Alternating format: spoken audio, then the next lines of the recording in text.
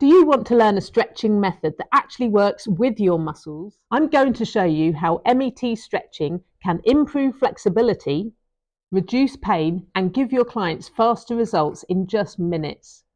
I'm going to demonstrate muscle energy techniques, and I'm going to use my client here, and we're going to be stretching the adductor group down the inside of the leg. There are two different types of muscle energy techniques. PIR, Post-Isometric Relaxation, which is something I probably do 90% of the time, and RI, which is Reciprocal Inhibition, which I would do if there was an injury. So by stretching the adductors on this side, I'm going to place this leg slightly off the couch, and what that does is it keeps that hip stable, so that when I pull this leg out or take it into abduction, it keeps that hip fixed. Now from here, I want the toes pointing up, and I'm going to take the leg out, going to look at my client's face and get some reaction there. And I also wait until I feel the resistance. Now I'm starting to feel a bit of bounce here. Can you feel that stretch there? Yeah, so it's a mild stretch to start with. Now, just to be efficient, I could just put it on my hip here, so I'm not having to use my arm strength. And I'm going to hold this stretch. This is a passive stretch now. I'm going to hold for 10 seconds. Once we've held it for 10 seconds, my client is going to contract the adductor group here and push their foot into me this way, but I'm going to resist. So if you can press into, you can see some contraction there. So this is a isometric contraction. I'm going to do that for 10 seconds and relax. And there should be a natural relaxation which allows you to take it another few degrees. Take it to the next bite point. Now that is the first round of MET we're doing here on the groin or the adductors. While I'm talking, I'm also stretching. It's another passive stretch on the adductors for 10 seconds again. And now my client is going to press in again, about 20% of effort. So I can feel that push into my quad here for 10 seconds. So make sure you are watching the client's face as well, so we don't want them to cramp or feel pain at all in any of this. And relax. Natural relaxation. We take it again a few more degrees. Is that okay there? Okay. Now this is our third round. So we hold this passive stretch on the end for 10 seconds. So the third round we're doing now, I've held it for a 10-second stretch, and my client is going to press one more time into my hip. That's good. So it takes effort from the client. After 10 seconds, relax.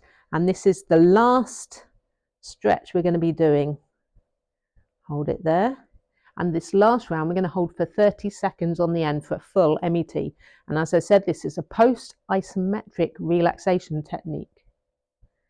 We've held it for 30 seconds. We take the leg in. Okay, and just get them to relax. Put this leg back up. And that, if we do that daily, that is really going to improve the flexibility. We need to make sure we're doing both legs.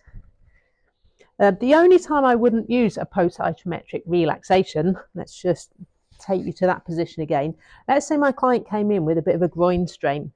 Getting them to press or push into my hip is going to activate this muscle. And if it's already strained, that could re-injure it or make it feel worse.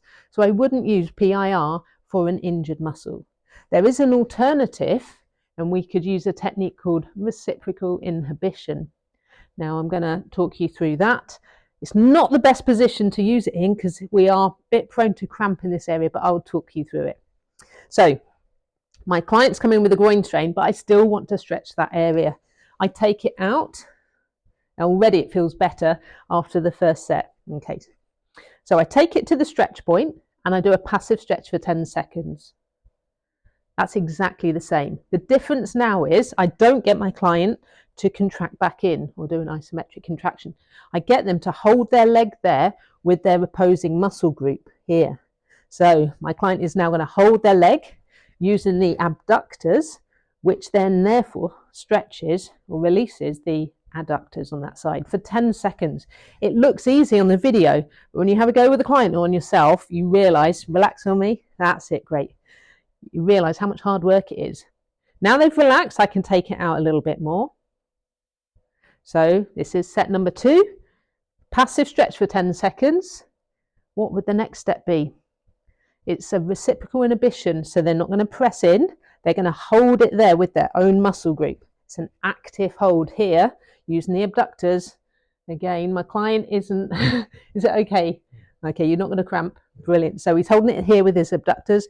10 seconds, relax. I take over. Make sure they relax in between each one. Can we go out a bit further? Okay, we're going to do that for a full 3 sets. So the reciprocal inhibition method is really effective if they have an injured muscle and we're doing an effective stretch. But MET, the PIR version, the one I showed you first, I use majority of time with my clients at the end of a treatment once the muscle is warm. So as a recap, there are 2 different types of METs, post-isometric relaxation and reciprocal inhibition. Let's talk you through. We're not going to do it full time at all, but the first step is to take it into a passive stretch. Hold for 10. Then the client presses in for 10. That is an isometric contraction.